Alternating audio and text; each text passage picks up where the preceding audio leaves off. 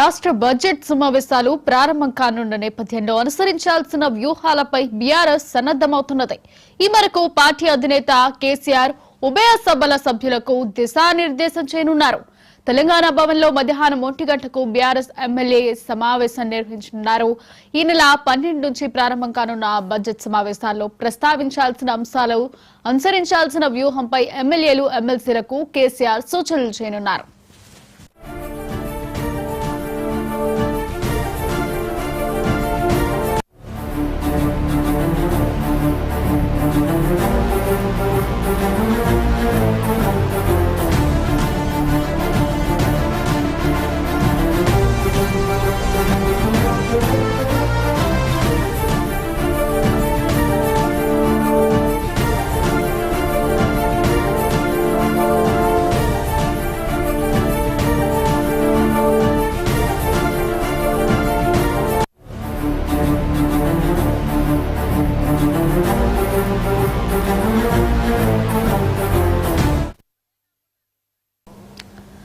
రాష్ట్ర బడ్జెట్ సమావేశాలు ప్రారంభం కానున్న నేపథ్యంలో అనుసరించాల్సిన వ్యూహాలపై బీఆర్ఎస్ సన్నద్దమవుతున్నది. ఈ మేరకు పార్టీ అధినేత కేసీఆర్ ఉభయ సభల సభ్యులకు దిశానిర్దేశం చేయనున్నారు. తెలంగాణ భవన్లో మధ్యాహ్నం 1 గంటకు బీఆర్ఎస్ ఎల్పీ సమావేశం నిర్వహించనున్నారు. ఈ నెల 12 నుంచి ప్రారంభం కానున్న బడ్జెట్ సమావేశాల్లో ప్రస్తావించాల్సిన అంశాలు, అనుసరించాల్సిన వ్యూహంపై ఎమ్మెల్యేలు, ఎమ్మెల్సీలకు కేసీఆర్ సూచనలు చేయనున్నారు.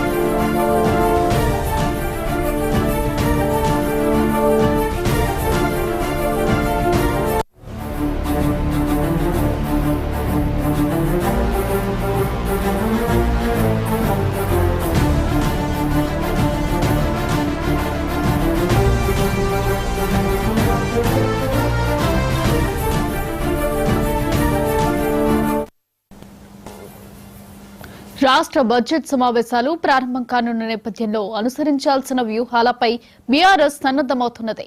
ఈ మేరకు పార్టీ అధినేత కేసీఆర్ ఉభయ సభల సభ్యులకు దిశానిర్దేశం చేయనున్నారు. తెలంగాణ భవన్లో మధ్యాహ్నం 1 గంటకు బీఆర్ఎస్ ఎల్పీ సమావేశం నిర్వహించనున్నారు.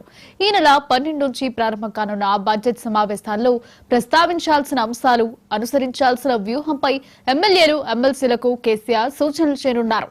ఇక ఇదే అంశంపై మరింత సమాచారాన్ని మా ప్రతినిధి రామ్ నరేష్ అందిస్తారు. రామ్ నరేష్, చెప్పండి. బీఆర్ఎస్ ఎల్పీ సమావేశం మరికొద్దిసేపటి అంటే మధ్యాహ్నం 1 గంట నుంచి ప్రారంభం కానుంది. తెలంగాణ భవన్లో కేసీఆర్ అధ్యక్షతన బీఆర్ఎస్ పార్టీకి సంబంధించిన ఎమ్మెల్యేలు, ఎమ్మెల్సీలకు కీలక సమావేశం అయితే జరుగుతుంది. ఈ సమావేశానికి సంబంధించి అంటే రేపటి నుంచి తెలంగాణ బడ్జెట్ సమావేశాలు ప్రారంభం కానున్నాయి. ఈ నెల 12 నుంచి 27 వరకు ఈ సమావేశాలు జరుగుతున్న నేపథ్యంలో బడ్జెట్ సమావేశాల సందర్భంగా పార్టీ ఏ విధంగా ముందుకు వెళ్ళాలి అంటే ప్రభుత్వ వైఫల్యాలను ఎండగట్టేందుకు ఏ విధంగా ముందుకు వెళ్ళాలి, ఏ అంశాలపై పార్టీ ఎమ్మెల్యేలు ఎవరెవరు మాట్లాడాలి ఏంటి అనే దానికి సంబంధించి పార్టీకి సంబంధించిన ఎమ్మెల్యేలు, అదేవిధంగా ఎమ్మెల్సీలకు కేసీఆర్ దిశానిర్దేశం చేయనున్నారు. ప్రధానంగా ఏదైతే కాంగ్రెస్ ప్రభుత్వం అధికారంలోకి వచ్చి 15 నెలలు గడుస్తున్న నేపథ్యంలో ఇచ్చిన హామీలేవి అమలు చేయలేని పరిస్థితి కనిపిస్తుంది. కాబట్టి బడ్జెట్ సమావేశాల సందర్భంగా ప్రభుత్వాన్ని గట్టిగా నిలదీయాలని చెప్పేసి కేసీఆర్ భావిస్తున్న పరిస్థితి ఉంది. అదేవిధంగా కేసీఆర్ కూడా ఈ సమావేశాలకు రావాలని చెప్పి నిర్ణయించుకున్నట్లుగా తెలుస్తుంది.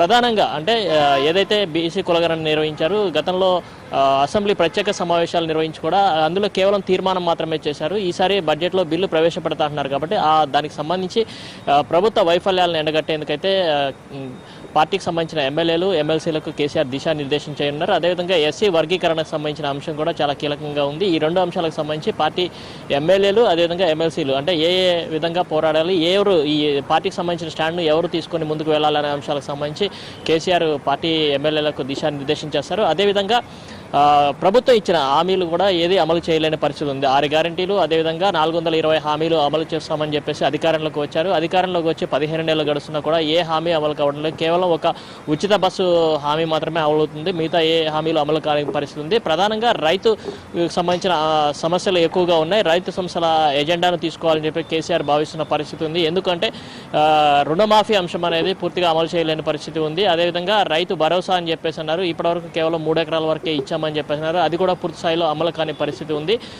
అదేవిధంగా సాగునీటి ప్రాజెక్టులు ఉన్నా కూడా ఇప్పుడు ప్రస్తుతం అంటే వేసవి పంటకి నీరు అందించే పరిస్థితి కనిపించట్లేదు. చాలా చోట్ల పంటలు ఎండిపోతున్న పరిస్థితి ఉంది. దీనిపై సీఎం ఇటీవల కొన్ని చిట్చాట్లో కానీ అదేవిధంగా మీడియా వేదికగా మాట్లాడుతూ కూడా ఎండలు ఎక్కువగా ఉన్నాయి, పంటలు ఎండుతున్నాయని చెప్పేసినారు. ఈ అంశంపై అంటే ప్రభుత్వం చేతగానితనంతో ఎండలు ఎక్కువగా ఉన్నాయని చెప్పేసి చెప్తున్నారు. కాబట్టి ఈ అంశానికి సంబంధించి కూడా అసెంబ్లీలో చర్చించాలని చెప్పేసి దీనిపై ప్రభుత్వాన్ని గట్టిగా నిలదీయాలని చెప్పేసి భావిస్తున్నారు. అదేవిధంగా నదీ జలాల వాటాకు సంబంధించి చాలా కీలక అంశంగా ఉంది. ఈ అంశానికి సంబంధించి ప్రభుత్వాన్ని నిలదీయాలని చెప్పేసి పార్టీ భావిస్తున్న పరిస్థితి ఉంది. ఎందుకంటే కృష్ణానది జలాలు కానీ అదేవిధంగా గోదావరి జలాల నది వాటాల పంపకం విషయంలో ఇటు కేఆర్ఎంబీ కానీ ఇటు జిఆర్ఎంబీ అంటే ఈ రెండు కృష్ణా బోర్డు కానీ అదేవిధంగా గోదావరి బోర్డులకు సంబంధించి చాలా కీలక అంశంగా ఉంది. దీనికి సంబంధించి ఇటీవల సమావేశాలు కూడా జరుగుతున్నాయి.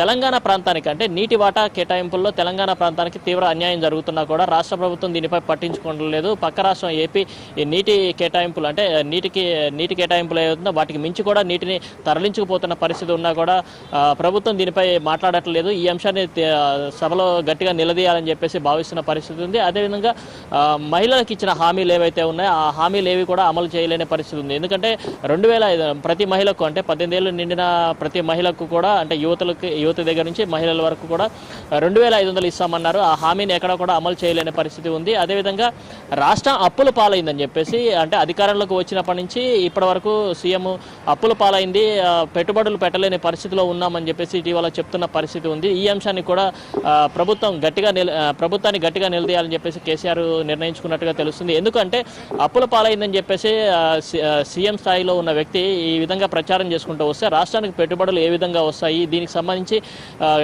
ఈ అంశానికి సంబంధించి అసెంబ్లీలో గట్టిగా నిలదీయాలని చెప్పేసి భావిస్తున్నారు. ఎందుకంటే గతంలో అప్పులు చేసి దాన్ని రాష్ట్ర సంపద సృష్టించే విధంగా తాము ప్రయత్నం చేశాము. కానీ రేవంత్ సర్కార్ వచ్చిన తర్వాత అప్పుల పాలైంది, పెట్టుబడులు పెట్టలేని పరిస్థితి ఉంది అని చెప్పేసి ఆయన చెప్తున్న పరిస్థితి ఉంది. కాబట్టి ఈ అంశాన్ని కూడా అసెంబ్లీ వేదికగా నిలదీయాలని చెప్పేసి పార్టీ ఎమ్మెల్యేలకు కేసీఆర్ దిశానిర్దేశం చేయనున్నారు. అదేవిధంగా ఏదైతే హామీలు ఇచ్చారో ఆ హామీలు కూడా పూర్తిగా ఎక్కడా అమలు చేయలేని పరిస్థితి. అంటే ఇటు రైతు సమస్యలు కానీ అదేవిధంగా మహిళలకు సంబంధించిన సమస్యలు ఇట్లా ప్రతి అంశం నిరుద్యోగులకు 4000 ఇస్తామన్నారు, అది కూడా అమలు చేయలేని పరిస్థితి. అంటే ఏదైతే ప్రభుత్వం ఇచ్చిన హామీలు ఉన్నాయో ఆ హామీల్లో ఏ ఒక్కటి కూడా అమలు చేయలేని పరిస్థితి ఉంది. కాబట్టి ఇక నుంచి ప్రభుత్వ వైఫల్యాలను ఎండగట్టే ఇటు ప్రజాక్షేత్రం కానీ అదేవిధంగా అసెంబ్లీ సాక్షిగా కూడా నిలదీయాలి. దీనికి సంబంధించి ఏ సభ్యుడు ఏ విధంగా ఏ అంశానికి సంబంధించి మాట్లాడాలి అనే దానికి సంబంధించి కేసీఆర్ అయితే దిశానిర్దేశం చేయనున్నారు. ఇటు అసెంబ్లీ కానీ అదేవిధంగా మండలిలో కూడా ఎవరెవరు అంటే ఇప్పటికే పార్టీకి సంబంధించిన విప్పులు ఉన్నారు. ఇటు పార్టీకి సంబంధించి